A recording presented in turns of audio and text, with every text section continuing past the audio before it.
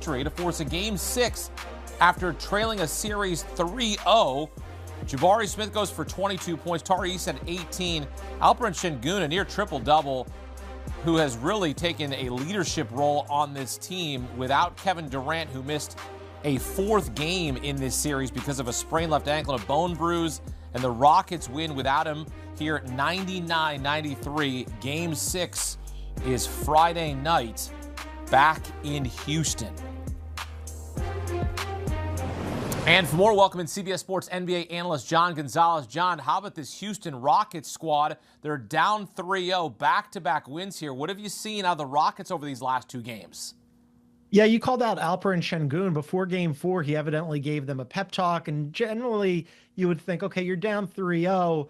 Like, what can you really say? But whatever he said, they must have taken it to heart because they didn't mail it in Game 4, and then they fly out to L.A., and you're thinking, okay, this thing's got to be a wrap now, right? Nobody's going to want to go back to Houston except for all five starters were in double figures. Alperen Sengun goes for almost a triple-double. Amen Thompson was all over the court tonight. He was fantastic. Tari Eason, who has had a tough time over the back end of the season scoring the basketball, he goes for 18. Jabari Smith paces them in scoring.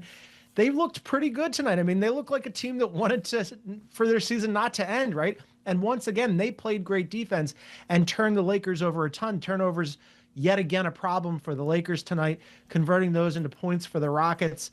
And then the big thing was Lakers couldn't get a shot to fall from deep, only 7 threes. The Rockets, who are not a great three-point shooting team, they doubled them up on the three-point line. They had 14 threes. So Lakers, history says that they're still going to be all right. No team up 3-0 has ever lost a series in NBA history. They're 160-0, but they still have a little bit of work to do here.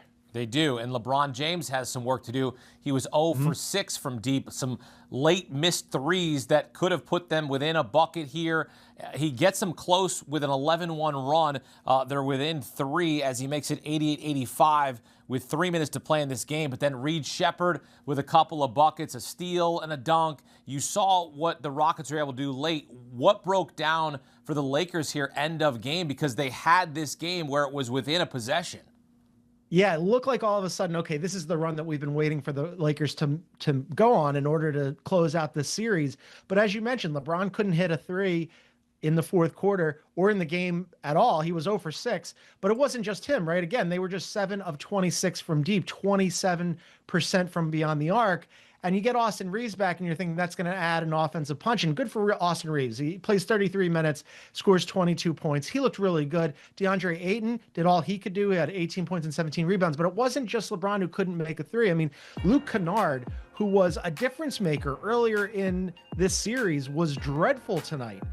Could not get a 3 to go. Earlier in the series, he looked like Steph Curry. Tonight, he looked like Luke Kennard, right? I mean, he's a good three-point shooter. He's one of the best of his era, but he just could not get it going. So the Lakers have inability to make a shot from deep. And then again, those turnovers have been brutal. I mean, it wasn't as bad as Game 4 where they had 24 turnovers, but tonight 16 for 20 points. Not great. That's definitely something they need to clean up. All right, so Kevin Durant misses a 4th game in this series, unlikely to play in Game 6. What does it say about Houston to be able to win these games back-to-back here and give themselves a chance at home on Friday night? Yeah, I mean, the resilience for them to be in the series, a lot of teams would have mailed it in, especially, Houston, not a far flight from Cancun. They could have won 2-3 Cancun this thing and just got on a flight a little bit over 2 hours. I actually checked this before Game 4. It's like $200, $300 to fly down. They could easily afford that. Instead, again, Alperen Sengun gives them a pep talk. Amen Thompson comes to play. Reed Shepherd's been a little uneven, little hit or miss, but hey, he contributed late in this game. Jabari Smith, the whole team really, all 5 of their starters were really good tonight. And this is sort of the Rockets team that I expected to see in the series. Put Kevin Durant aside. Let's not forget that the Rockets were top 10 in offense and defensive rating, and then the Lakers go into the series with no Luka Doncic because of the hamstring injury, and they only just get Austin Reaves back from the oblique. So I was thinking, a lot of people were thinking, the Rockets should win this series pretty comfortably. Well, it took the Rockets a second to get into this thing, and now they are in this thing. Now, again, in NBA history, no team has ever blown a 3-0 lead. And even out of those 160 wins and no losses, only 4 times has a team been able to even force a Game 7. So the Rockets, just to force a Game 7 would be making their own kind of history. Well, there was one team that came back from 3-1.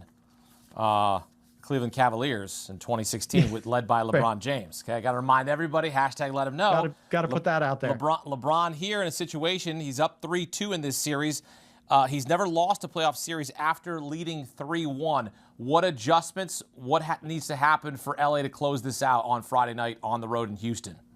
Yeah, I mean, it goes back again. They got to take better care of the ball, and they've got to make threes. I mean, LeBron, with the exception of Game 4, he's been really good in this series. Now, he didn't make a three tonight. Okay, he can be forgiven because he goes for 25, 3 boards, and 7 assists. He was still doing a lot of other things. And we should know, I killed him, and a lot of people did, after Games 3 and 4 because he was one of the principal offenders of the turnover problem. Well, tonight he only had 1 turnover.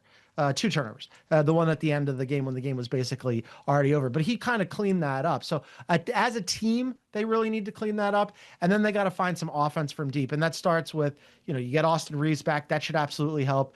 Luke Kennard needs to find his shot again because until Luka comes back, he's going to get minutes. So those are the 2 main areas. I'd be really surprised if they come out cold yet again for a 3rd straight game, knowing that they need to close this thing out before they go to Game 7. It would be only the 5th Game 7 ever after a team was up 3-0. That's the last thing you want. That'd be a long plane ride back to Los Angeles. I keep saying the Lakers are going to close this thing out, Akeem. I mean, sure, Game 6 in Houston. Why not? Yeah, I mean, regardless of whoever wins this series, if the Lakers clinch on Friday or it goes to 7 games and Houston wins, neither of these teams are getting past the Thunder. I mean, come on. No. Right? Like, this is a formality. So yeah, I think so too. And I'm assuming it's going to be the Lakers. And if it is, I was planning on talking about this with you tonight, thinking that the Lakers were going to close it out. But let's just assume that the Lakers advance here. Well, they've had problems with their turnovers and creating points off of turnovers for the opposition for the Rockets. Well, what do the Oklahoma City Thunder do best? They turn you over and they create points off of those turnovers. So that's a disaster potentially for the Lakers. Or the Lakers blow an all-time historic series, at which point they go into an offseason thinking, oh no, what are we going to do? And the Rockets advance probably to get throttled by the Thunder instead. So yes, I think the Thunder are enjoying this right now, watching it with their feet up and saying, you guys, why not? Take it to 7 games. We'll wait for you. Well, if it's the Lakers, the Thunder swept the Lakers during the regular season and won by an average of 29 points per game. So good luck, whoever advances here. John Gonzalez with us on CBS Sports HQ. Houston, the 16th team in NBA history to force a Game 6 after trailing the series 3-0.